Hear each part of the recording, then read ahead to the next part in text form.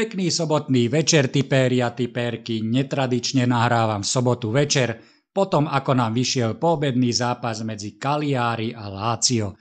Rezultát 1-3 nám zabezpečil pohodlnú výhru. Znovu pripomínam, že odkaz na web s 2 stratégiami a tipmi zadarmo je uvedený v popisku videa dole.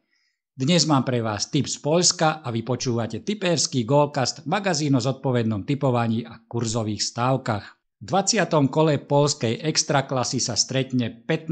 Varta Poznaň a 4. tím tabuľky Rakov Čestochova. Rakov nemá oslnivú momentálnu formu, veď vyhrali iba jediný zápas z posledných 5, no aj tak je na tom omnoho lepšie ako Varta. Tá nevyhrala ani raz a je vďaka hrozivému skóre 6-12 tímom s najslabšou formou v extraklase.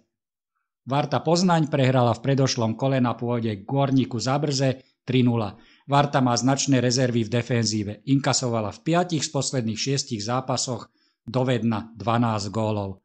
Rakov Čestochova prichádza do zápasu po chudobnom domácom víťazstve 1-0 nad 16. Korona Kielce. Nie je to dobrá vizitka, ale aspoň prerušili sériu 4 zápasov bez víťazstva. Remíza 1-1 na pôde lídra súťaže Slask Wroclaw bol zábleskom nádeje, ktorý v ďalšom kole vystriedalo zúfalstvo. Do reality ich vrátil druhý tím tabuľky Jagiellonia domácou výhrou 4-2.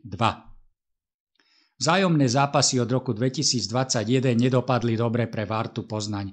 Nevyhrali ani jeden zápas, zatiaľ čo Rakov Čestochova zvíťazil 4-krát. V týchto zápasoch padlo dovedna 14 gólov, čo je priemerne 2,33 gólu na zápas. Zatiaľ posledný ligový zápas na trávniku Rakov Čestochova skončil nerozhodným výsledkom 2-2. Varta Poznaň má v tejto mizérii aspoň jedno šťastie, nemá žiadne starosti ohľadne absencií a zranených hráčov. Rakov Čestochova má niekoľko maródov, zranení sú obrancovia Adrian Griškievič, Milan Rundič, ako aj stredopoliari Kamil Pestka, Ivi López a Giannis Papanikolaou.